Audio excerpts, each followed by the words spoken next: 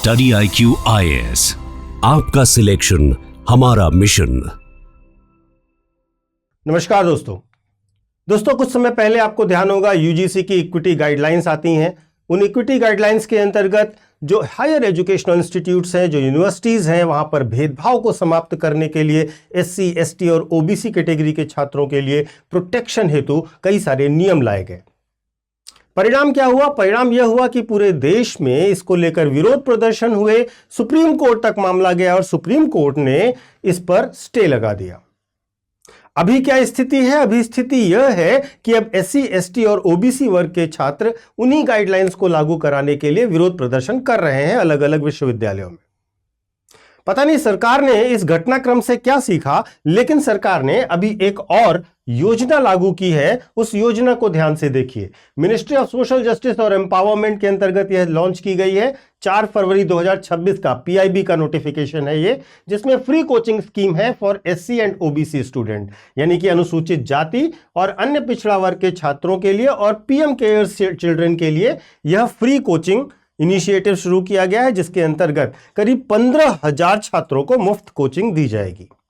यह एक क्रांतिकारी कदम है शिक्षा के क्षेत्र में, जहां पर जो पिछड़े वर्ग हैं, जो कमजोर वर्ग हैं, उनके बच्चों को शिक्षा देने के लिए बड़ा प्रयास किया जाएगा। सरकार की ओर से सहायता दी जाएगी।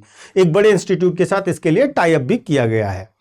लेकिन जब बाकी छात्र इसे एलिजिबिलिटी कॉलम में जाकर देखते हैं तो उन्हें एक मजेदार चीज दिखाई देती है, और वह है कि इसके अंतर्गत SC छात्रों को, यानी अनुसूचित जाति के छात्रों को सुविधा दी गई है, OBC छात्रों को सुविधा दी गई है, PM केयर्स के बच्चों को भी यह सुविधा दी गई है। लेकिन एक बड़ा नाम अब फिर से गायब है, और वह है इकोनॉमिकली वीकर सेक्शन का, यानी कि EWS का। आज सवाल किसी संस्था या योजना का नहीं है, आज सवाल उस पॉलिसी के DNA का है जो शायद चेंज हो गई है, जहां गरीबी को आपकी कैटेगरी से ज्यादा निर्णायक नहीं माना जाता। जब सोशल जस्टिस के नाम पर आप इकोनॉमिक जस्टिस को सैक्रिफाइस करते हैं तो निश्चित तौर पर प्रश्न उठता है कि क्या सरकार की पॉलिसी DNA अब बदल चुकी है। इसी मुद्दे पर आज हम चर्चा करेंगे। सबसे पहले मैं आपको सोशल मीडिया हैंडल्स बता देता हूं। UPSC मेंटर पंकज सर के नाम से आप मुझे इंस्टा और टेलीग्राम पर कनेक्ट कर सकते हो। यहां पर आपको मेरे सारे वीडियोस के लिंक मिल जाया करेंगे। अब पूरी बहस जिस योजना के इर्द गिर्द है उसे भी समझिए। यह कोई नई योजना नहीं है, यह free coaching scheme for SCs and OBCs है, जो कि डॉक्टर अंबेडकर फाउंडेशन के माध्यम से चलाई जाती है, जिसके अंतर्गत अनुसूचित जाति और अन्य पिछड़ा वर्ग और PM केयर्स के बच्चों को मुफ्त में कोचिंग दी जाती है। यह प्रतिस्पर्धी परीक्षाओं की तैयारी के लिए सरकार द्वारा सहायता प्राप्त योजना है। मिनिस्ट्री ऑफ सोशल जस्टिस और एम्पावरमेंट इसको रन करती है। यह एक प्रकार से जब पूछा जाता है कि ये क्यों सरकार का पक्ष क्या है इसमें, तो सरकार का तर्क यह है कि यहां पर 3 बिंदु महत्वपूर्ण है। पहली चीज यह है कि यह टारगेटेड वेलफेयर स्कीम है, जो कि कुछ टारगेटेड लोगों के लाभ के लिए है। दूसरा, यह हिस्टोरिकल अंडर रिप्रेजेंटेशन को एड्रेस करने के लिए बनाई गई स्कीम है। और तीसरा, यहां पर सहायता फोकस्ड रखी गई है, और महत्वपूर्ण रूप से चूंकि सरकार के पास संसाधन कम है तो सरकार उन्हीं लोगों को लाभ देगी जो हिस्टोरिकली अंडर रिप्रेजेंटेड है। यह तर्क बहुत क्लियर और साफ है और अच्छा भी है, लेकिन यह तर्क आरक्षण के संदर्भ में बिल्कुल परफेक्ट है। मुद्दा यह है कि क्या कोचिंग को भी इसी फ्रेम में देखना उतना ही उचित है या नहीं है। यहां एक बुनियादी अंतर को समझिएगा कि आरक्षण जब जॉब या सीट के लिए दिया जाता है तो वहां पर सत्ता, अवसर और प्रतिनिधित्व की हिस्सेदारी सुनिश्चित होती है, और महत्वपूर्ण रूप से उस हिस्सेदारी का मिलना सभी वर्गों के लिए महत्वपूर्ण है। लेकिन कोचिंग की अगर हम बात करें, अगर हम प्रिपरेशन की बात कर रहे हैं, तो कोचिंग तैयारी का एक साधन है।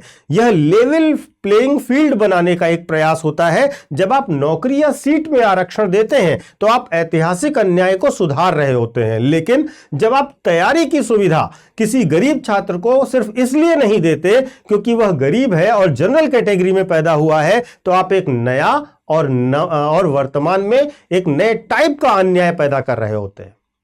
आज कॉम्पिटिटिव एग्जाम में कोचिंग कोई लग्जरी नहीं है, यह एक प्रकार की नेसेसिटी बन चुकी है, और इकोनॉमिक वीकनेस को पॉलिसी के आधार ना बनाना वास्तव में एक बड़ा प्रश्नवाचक चिन्ह बनाता है। और निश्चित तौर पर जैसा कि ट्रेंड रहा है, हो सकता है इसके भी विरोध हो। सरकार के पक्ष निश्चित तौर पर उचित है। यहां पर ध्यान दीजिए, अगर हम देखें तो संविधान ईडब्ल्यूएस को मान्यता देता है। 2019 में 103वें संविधान संशोधन द्वारा ईडब्ल्यूएस को शिक्षा में आरक्षण, नौकरियों में आरक्षण दिया गया। सुप्रीम कोर्ट ने इसे वैध ठहराया, संवैधानिक ठहराया। मुद्दा यह है कि एक बड़ा विरोधाभास लेकिन आज सामने आता है कि कॉलेज एडमिशन में छात्र को गरीब माना जा रहा है, नौकरी में वही छात्र गरीब माना जा रहा है, लेकिन उसी छात्र को तैयारी के लिए जो योजना है उसमें गरीब नहीं माना जा रहा है, उसे वंचित नहीं माना जा रहा है। और यह सिलेक्टिव रिकॉग्निशन छात्रों के मन में व्यवस्था के प्रति एक अविश्वास अवश्य पैदा करता है। सवाल यह नहीं है कि ईडब्ल्यूएस को स्पेशल ट्रीटमेंट मिलना चाहिए या नहीं मिलना चाहिए, सवाल यह है कि क्या हम उसे पॉलिसी ब्लाइंड स्पॉट बना रहे हैं। महत्वपूर्ण है और यह समझिएगा कि गरीबी भारत में एक सच्चाई है। यह जाति का पहचान पत्र नहीं देखती है। खेतीहर मजदूर, छोटा किसान या दिहाड़ी कामगार, इनकी माली हालत जाति पूछकर खराब कभी नहीं होती है। यह नीति गरीबी को कास्ट प्रॉक्सी मान रही है और यहां पर लाखों जनरल और ईडब्ल्यूएस छात्रों को अदृश्य बना रही है। महत्वपूर्ण यह है कि जो अपने परिवार की पहली पीढ़ी है, जो अफसर बनने का सपना देख रहे हैं, दुनिया के सफल मॉडल यूनिवर्सल एक्सेस की बात करते हैं, उनकी मदद का आधार इनकम होती है, उनकी पहचान नहीं। लेकिन भारत अपने आप में एक बेहतरीन देश है और इसी वजह से हमारे यहाँ कल्याणकारी योजनाएं कई बार विफल हो जाती हैं, क्योंकि जब कल्याणकारी योजनाएं आरक्षण के तर्क पर चलती हैं तो तैयारी सहायता को नौकरी आरक्षण जैसे मान लिया जाता है। आर्थिक संकट को जाति पहचान तक सीमित कर दिया गया है, जो कि गरीबी का एक सरलीकरण है और श्रेणीगत लेवल में उसे बांधना है। और ईडब्ल्यूएस को प्रतीकात्मक श्रेणी के रूप में माना जा रहा है, जिसे संवैधानिक मान्यता तो मिली है लेकिन नीतिगत उपेक्षा का सामना करना पड़ रहा है।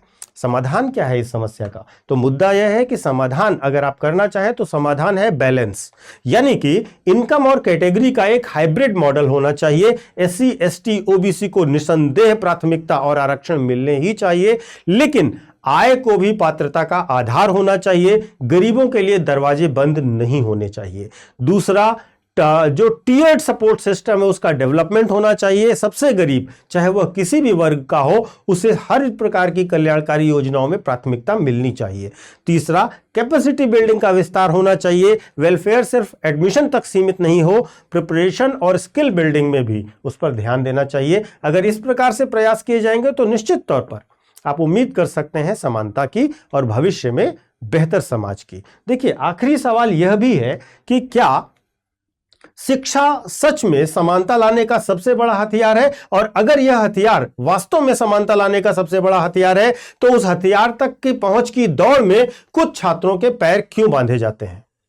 यह वीडियो किसी वर्ग के खिलाफ नहीं है, यह उस चीज के लिए, उस गैप के लिए है जो सिस्टमेटिक तौर पर हमारे समाज में बनाई जा रही है। मैंने शुरुआत में ही आपसे बोला था कि क्या यह पॉलिसी शिफ्ट है, और आगे चल करके इस प्रकार के शिफ्ट सामाजिक असंतोष पैदा करेंगे। मैंने यूजीसी का इसीलिए आपको उदाहरण दिया कि अब दो अलग अलग वर्गों में सभी एक दूसरे के प्रति नाराज हो रहे हैं।